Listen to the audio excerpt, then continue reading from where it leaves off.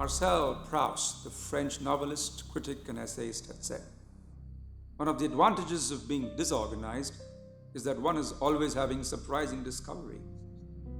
The real voyage of discovery consists not in seeking new landscapes, but in having new eyes. And what is a story if it does not lead you into something new?" So, once upon a time.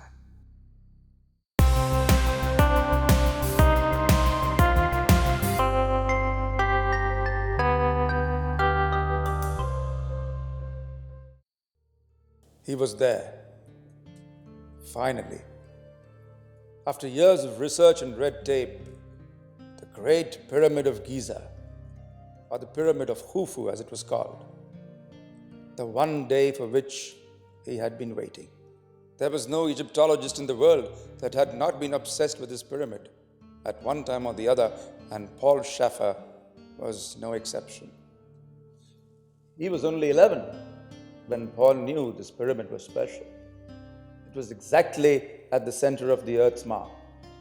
It was directly aligned with the constellation of Orion. The temperature inside was always the average temperature of Earth at 20 degrees centigrade. That made the experts wonder if it was really aliens that had made this pyramid.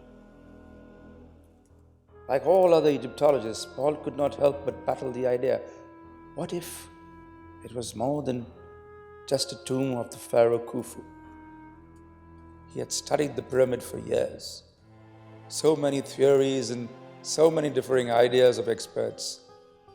There was one thing that Paul had always hidden from the others. He was certain that the pyramid came alive every vernal equinox, which was the 20th of March every year. His research told him that the pyramid was at least 12,000 years old, and in that time the equinox was in Taurus. And strangely, the lay of the Sphinx and the pyramids were aligned with Taurus. Lisa Foster was a research scholar who met the young Paul when he was a professor of Eastern Studies at Cambridge. They fell in love.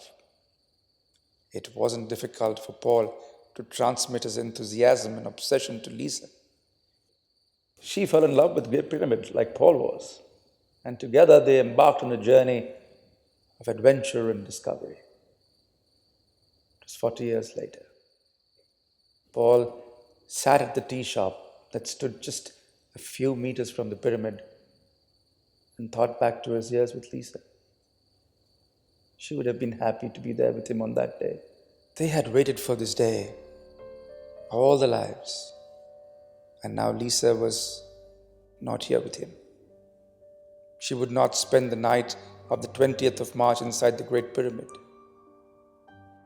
Paul's eyes welled up with tears when he thought back to the day only a year ago. He was on an errand in New York. Lisa was at home with the dogs. The investigators called it a freak electrical short circuit. But that did not take away the sting of that sight that would never leave him. When he got back from New York, his entire house had been burned down. Lisa, the dogs, and the years of research.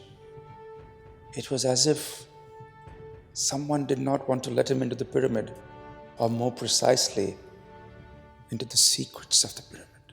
The permission to spend the night in the pyramid was one of the previous year, and the government would not renew the permission. Paul knew he was not getting younger, so he decided to take the chance. He was going to steal into the pyramid in the dead of the night. He would make his way to the narrow corridors and station himself in the king's chamber. He wanted to see if he was right, if there was indeed any relation between the equinox and the pyramid. The night brought the crisp desert air with it. Paul had studied the pyramid well enough to know where the security personnel would be. where the cameras were stationed. And so he stealthily made his way through the stones that had been there for 12,000 years to find himself in front of the tunnel. This was it. He was either going to be rewarded or dejected, and he was ready for both. He made his way to the king's chamber, through a tunnel that had him almost on his force by the end of it.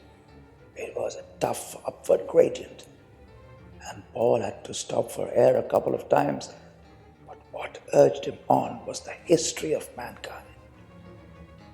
He was in a structure that had seen everything known to history, right from Moses to Mao and from Jesus to John F. Kennedy. He was in the belly of time. He was in the heart of the human civilization. He had to go on. The king's chamber stood quiet in the dark. He used the torchlight he had brought along to see inside. The sarcophagus lay in its deep recess. The silence of the moment was eerie. In its mind's eye, he could imagine what it must be like to witness the pharaoh's burial. The high priest and the slaves, the weeping queens and the officials, and then a sound. Paul's mind catapulted back through time to the present. How could it be? He was here alone. Like in response to the question, the top of the chamber became illuminated in bright white light. Paul shuddered. He turned his torchlight off. He was right. He'd been right all along. Something was happening here. The light slowly turned into a shaft of white light.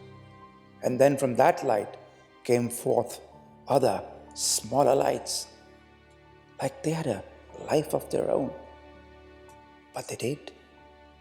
The smaller lights began to have a form, and Paul was stunned to find them turn into famous little gray men that always represented the aliens. They had just teleported. Was this some kind of a hub? That was just the beginning. Through both the air shafts that rose up to the chamber came more white light. And then, to his horror, they turned into human beings. But what took his breath away was to find his wife Lisa as one of the human beings. On both sides were the same human beings, two Lisas, two of each human being, but the difference was on one side they were old and the other side they were young. The alien spoke to them, but it was through telepathy, like a thought chat. He could listen to it without hearing it. The alien thanked the old humans for the great work they had done, giving Earth its great inventions, and in particular for preserving the secrets of the pyramid.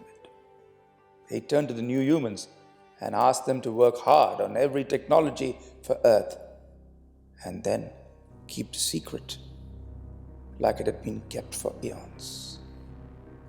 Then he thanked the old Lisa for burning the house and all of Paul's research down. The human beings changed places with each other. The old ones went off the other way, and the new ones the way that led to the earthly plane, in all probability, thought Paul. Then, as mysteriously it came, the light went away, leaving Paul with the biggest secret of mankind.